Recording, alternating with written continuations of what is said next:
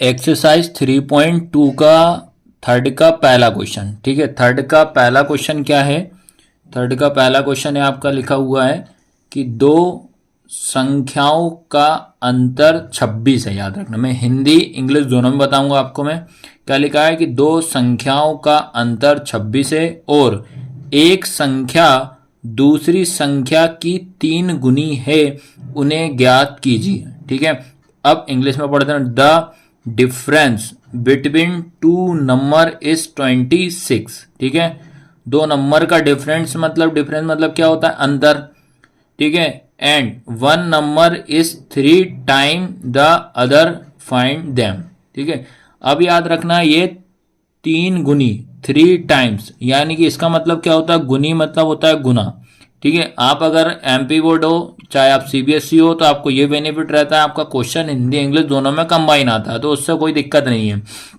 अगर आपको हिंदी में समझ में नहीं आता तो इंग्लिश में एक बार रीड कर लो, इंग्लिश में नहीं आता तो आप हिंदी में रीड कर लो। ठीक है, थर्ड चैप्टर का क्वेश्चन है तो इसमें आपको 2 इक्वेशन आपको बनानी ही पड़ेगी, ये आपको दिमाग में रखना ही रखना है। ठीक है, फोर्थ चैप्टर में बनानी पड़ेगी सिंगल इक्वेशन, एक ही बनेगी। ठीक है, तो अब इसको अपन समझते हैं कि पहली जो इक्वेशन बनेगी कहाँ से कहाँ तक बनेगी। सबसे पहला तो ये बोल रहा है दो संख्याओं का अंतर 26 है। अब आपको बोल रहा है कि दो संख्या, हमको मालूम नहीं कौन सी दो संख्या, तो पहली संख्या हम x मानेंगे, दूसरी संख्या क्या मानेंगे? y मानेंगे। अंतर और डिफरेंस, इसका मतलब होता है माइनस। याद रखना, अंतर का मतलब क्या होता है? माइनस। तो अपन अब लिखते हैं इसको किस तरीके से सॉल्व करेंगे। ठीक है, इसमें क्या लिखेंगे अपन? सबसे पहले लिखेंगे माना कि संख्याएं क्या क्या है अपने पास? x, y हैं। ठीक है, ये इंग्लिश में क्या लिखेंगे? Let the two number be, क्या हो जाएगा? x और y। सबसे पहले तो अपन ये लिखेंगे कि दो नंबर हैं, उनको हमने क्या माना है? एक को x माना, दूसरे को y माना। ठीक है, बस आपको क्वेश्चन की लैंग्वेज समझ में आना चाहिए। यहां बता दे रहा हूं मैं अंतर, अंतर जो कि इंग्लिश में क्या हो रहा है आपका? डिफरेंस। याद रखना, इसका मीनिंग क्या होता है? इसका मतलब ये होता है बेटा माइनस। क्या होता है? माइनस। और इसमें लैंग्वेज वाले क्वेश्चन में जब भी कोई नंबर देता है हमेशा उसको आपको इक्वल के उस साइड रखना है। तो आपसे पहली लाइन में ये बोला है कि दो संख्याओं का अंतर 26 है, इतना समझना।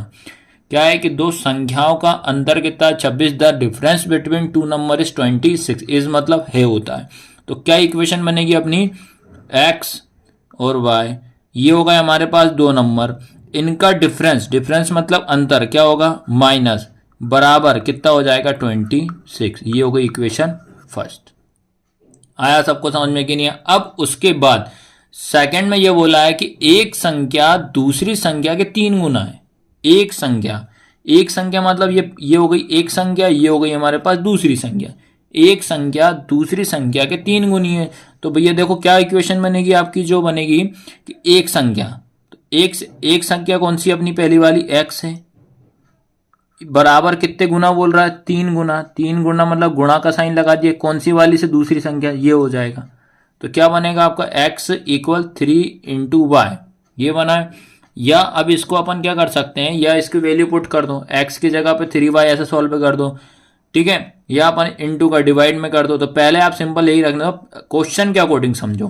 पहली लाइन क्या बोला है कि दो संख्याओं का अंतर 26 है, तो इक्वेशन 1 हो गई।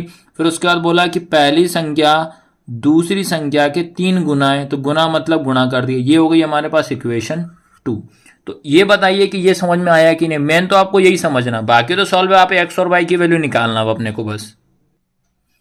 अब आपको इधर साइड में बता दे रहा हूं, आपको जो x इक्वल कितना निकल का आपके पास? 3y, ये आया है। तो अपन अब क्या करेंगे, जो x का मान जो है, x का मान समीकरण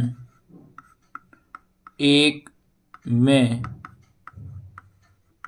रखने पर, ठीक है, इंग्लिश में क्या लिखेंगे?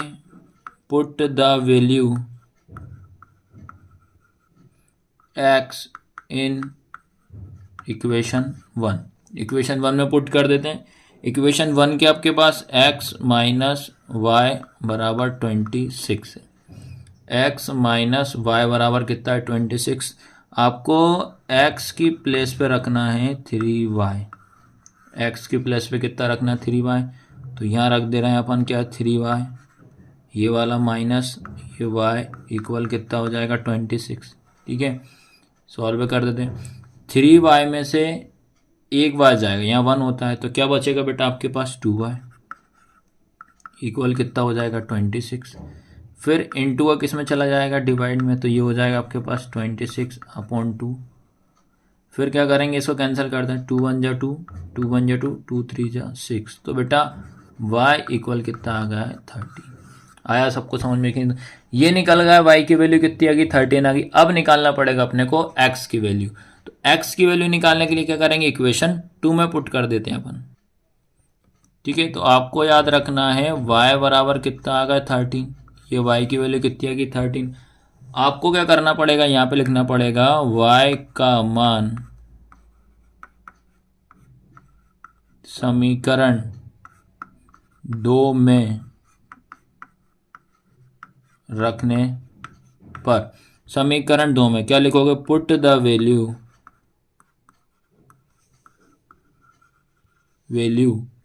Put the value y equal 13 in equation second.